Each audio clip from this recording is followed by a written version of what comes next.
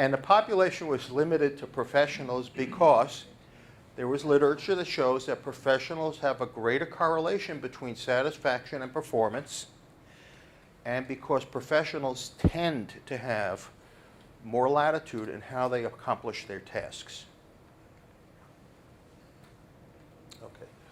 So, we had a 114-item survey instrument. The effort survey contained 42 items. Participants answered the 42 items twice, once for what they desire, once for what they perceive their leaders are doing. And there were 8 items to measure extra effort, which the respondents answered twice, once for their own extra effort, once for the leader's extra effort. And then there were 14 additional items for demographics. So those of you who took the survey knew it was a survey. Okay. So quantitative statistics were conducted on Minitab and on M+, and for all the statistics, all available data were included, and we can go through all of this, but we want to get to the results in the discussion. Descriptive statistics, frequency counts, means, standard deviations, psychometrics. We measured followers' desired motivating strategies, what the leaders actually did, and so on. And inferential statistics. Okay, now we get to a little bit of the data analysis. Okay. H1 tests of the desired motivation and the actual motivation were conducted, basically a t-test to determine if these groups were the same.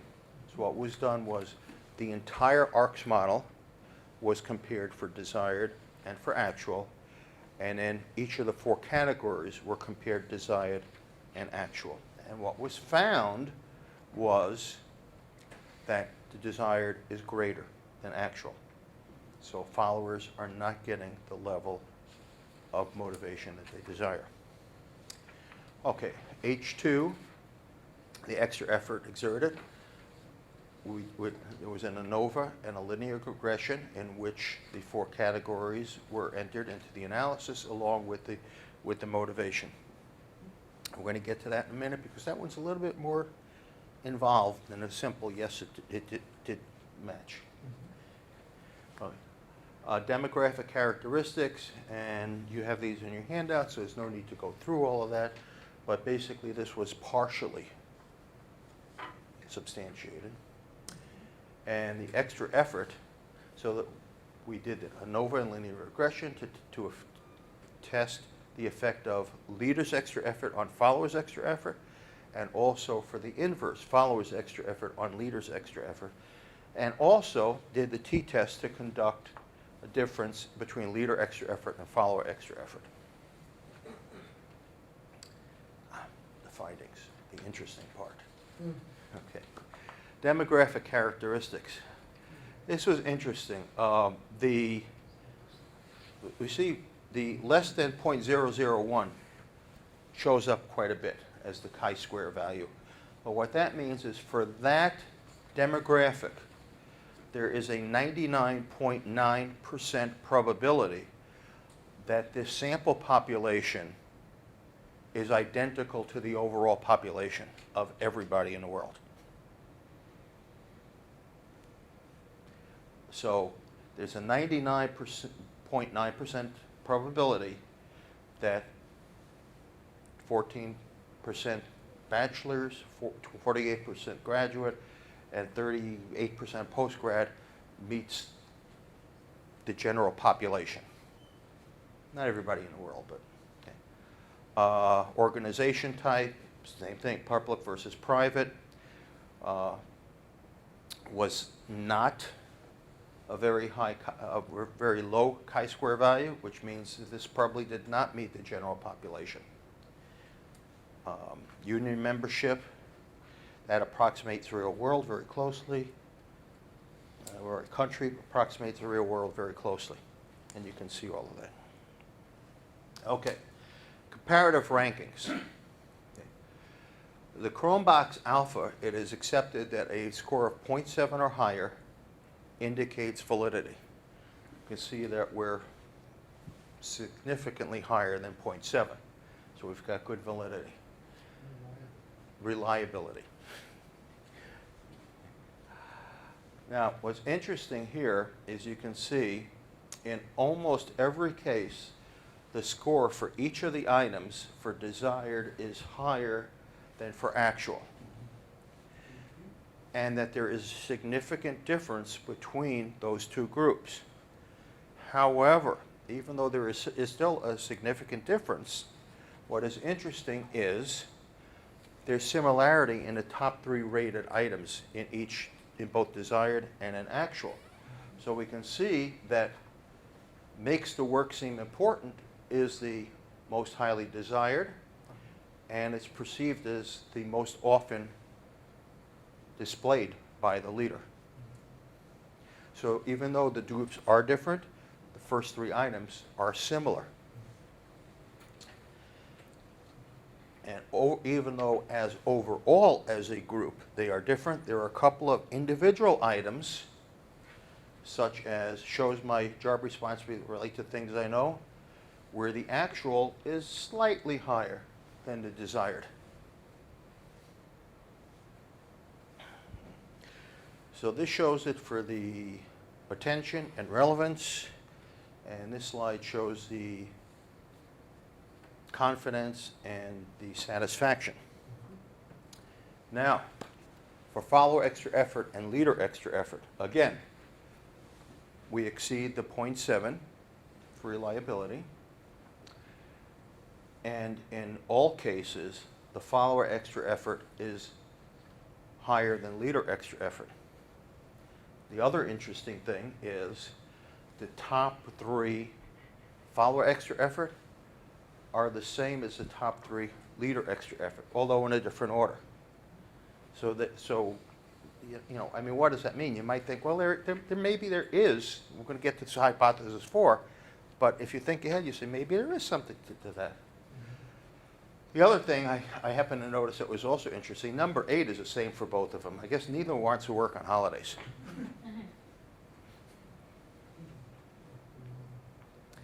Okay, so hypothesis 1, that was fully supported. There is a significant difference between the desired and the actual. Okay. And here's the results of the t-test, so we can see that. Okay. Hypothesis 2 was partially supported. And we're going to see on the next slide how that's partially true. So we can see for the follower extra effort, none of the motivating strategies, either in desired or in actual, we'll forget the last 2 rows for a moment, none of those lead us to a significant p-value. So those motivation strategies are not significant in follower extra effort. However, if we look at the leader's extra effort and we look at the actual motivation, those are all very significant. So what does that tell us? It tells us that the followers perceive that when there's more actual motivation, that the leaders are putting in more extra effort. Interesting finding. Now, the last 2 we're going to get to again in hypothesis 4, but we're going to skip that for a moment. No need to go through it twice. Okay, H3, moderating effect of demographics. Again, partially supported. Some demographics had a significant effect. Some had no significant effect. And here we can see on this slide, we can see that gender, age, and education had significant effects on follower extra effort, not on leader extra effort. So hypothesis 4 shows that leader extra effort is a significant predictor of follower extra effort, and the inverse also is true, that follower extra effort is a significant predictor of leader extra effort. And the peer t-test showed that there is a significant difference between a follower extra effort and the leader extra effort, and that followers perceive that they put in more extra effort than their leaders do. And we can see that here. And I intentionally put these two on one slide so it would be easy to compare. And this slide has got the desired, and this slide has got the actual. And we could see, for instance, well, that one's kind of low, but we can see the leader's extra effort as a predictor has got a p-value of 0.001 for follower extra effort. So it is a very significant predictor. And what was done here was this was the desired motivation overall, taken alone, the leader extra effort taken alone, those two taken together, and those two with an additional interaction term, which measures how the desired motivation and the leader extra effort interact with each other. But we can see in all cases, the leader extra effort is significant in predicting follower extra effort. Okay. So, fun part. What does this all mean? What can we recommend? Okay, so summary of results. First thing we can see that the gender, age, and education were the three demographics that had the most effect on follower extra effort, with females perceiving more actual motivation, with males reporting more extra effort, and if it's not known as to whether that might be due to gender bias. We just don't know. Age. As participants' age increase, there was a decrease in the desired motivation and a decrease in what they perceived that their leaders were providing to them. Number of reasons that could be. And it's not known, again, if there's an age bias in the decreased motivation. You know, leaders may think that older workers shouldn't require as much motivation. They know what to do. And it was a trend towards an increase in self-reported extra effort as participants got older. And it might be that older people have finally found their niche that they're satisfied in and just want to work more. And education, it was found that higher education levels reported more extra effort. And there might be a desire to generate a profile, but we're not going to do that.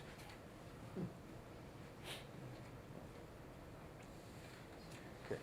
So the implications for practice. So there's three items really that are takeaways for leaders or potential leaders. Followers perceive that they're not getting the level of motivation that they desire. The amount of extra effort that the followers think that their leaders are doing impacts the amount of extra effort the followers put in. And followers perceive that their leaders don't put in as much extra effort as they do. Okay. So, back to the ARC's 4 categories. First, attention. You got to get somebody's attention before they can listen to you. Okay, so there are some ways that we can get followers' attention. You can provide challenging tasks. Consider the interests of the followers. Help followers view their work as important. Explain to followers how their work contributes. And allow followers the opportunity to help others. And one question you might ask, well, what do you know what the interests of your followers are? Well, talk to them. It's very low tech, but it works. Relevance. People like to understand how their tasks are related to their goals, to the organization's goals, and to the successful completion of a project. So you design a task to achieve professional goals. Again, how do you know what that is? Talk to your followers. Allow them to choose some of their own tasks. Have them to have input into the design of their own task. And have them help define the task goals. Well, my friend Mike, to paraphrase what he said a few times, is if I tell people what to do and it doesn't work, they don't have any problem with that not working because they're making a liar out of me. But if I let them decide how to do it and what to do, they ain't going to make a liar out of themselves.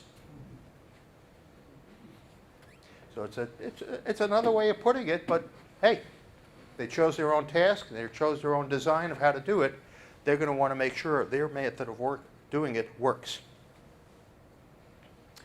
Confidence. Again, people tend to want to work harder on tasks that they feel confident they can be successful at, because people don't like to be failures. So encourage creativity. And that kind of relates back to the previous slide, and don't dictate what they should do. Let them use their own creativity. Allow some input into a task is accomplished. Provide opportunities for autonomy. You know, people are not robots and don't want to work that way.